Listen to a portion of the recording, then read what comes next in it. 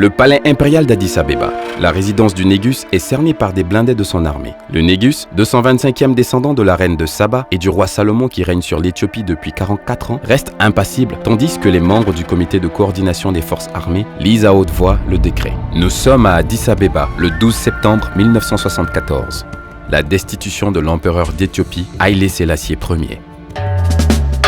Haïlé Sélassié est né dans un village de la province d'Egersa Goro, en Éthiopie, sous le nom de Teferi Mekonnen. Son père, le Ras, duc Mekonnen, est alors gouverneur de Harar et sa mère, Yeshimabet Ali, qu'il n'a pas connue, meurt du choléra le 14 mars 1894.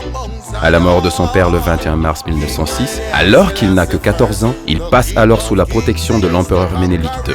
Le 27 septembre 1916, l'empereur Légiassou, Yassou V, petit-fils et héritier de l'empereur Ménélik II, est déposé par une assemblée de nobles avec l'accord de l'église orthodoxe d'Éthiopie pour suspicion de conversion à l'islam. La fille de Ménélik, Zaoditou, est alors proclamée impératrice d'Éthiopie et son cousin le Ras Teferi, prince héritier et régent de la couronne.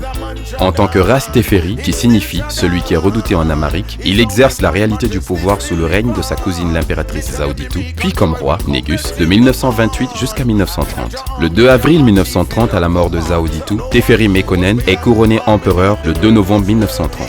Sous le nom de Haïlé Sélassié Ier, le Ras Teferi Mekonnen règne en maître absolu sur l'Éthiopie, alors le seul pays avec le Libéria à échapper à la colonisation européenne.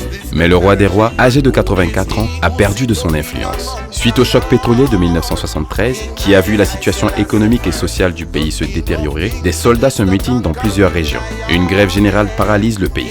Des dignitaires de l'église orthodoxe, pourtant acquise à l'ex-empereur, critiquent le pouvoir. L'image du souverain est fortement entachée auprès de la population et de l'opinion internationale lorsque des photographies le représentant en train de nourrir ses chiens, à côté d'un habitant du Wollo mourant de faim, font leur apparition dans les rues d'Addis Abeba, alors que depuis plusieurs mois, une terrible famine, ignorée par un régime dont l'aristocratie vit dans un luxe apparent, s'est abattue dans la région du Wollo, faisant près de 200 000 morts. Le Négus a essayé d'endiguer la révolte dans une ultime tentative en promettant des réformes, mais trop tard.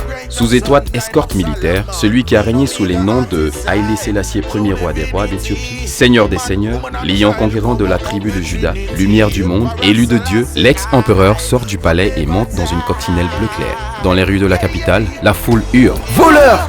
Pendez-le! Voleur! Pendez-le !» La société éthiopienne est en ébullition. Ce matin du 12 septembre 1974, un groupe de militaires appelé Derg vient de se saisir de l'empereur.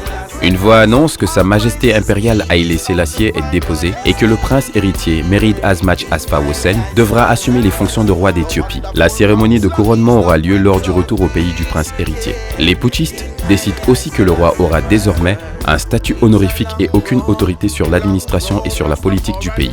C'est une véritable révolution pour cette vieille monarchie héréditaire de droit divin dont la lignée salomonide remonte à plus de 3000 ans. La chanson War de Bob Marley, le plus célèbre Rastafari, s'inspire du discours prononcé le 4 octobre 1963 par Haïlé Sélassié devant l'Assemblée générale des Nations unies à New York. À sa mort, l'ex-empereur est enterré dans une ancienne oubliette sous le bureau du dictateur Mengistu. Le défunt empereur dont on retrouve les restes en 1992 reçoit des funérailles populaires dignes de son rang le 5 novembre 2000 dans la cathédrale de la Trinité d'Addis Abeba en Éthiopie.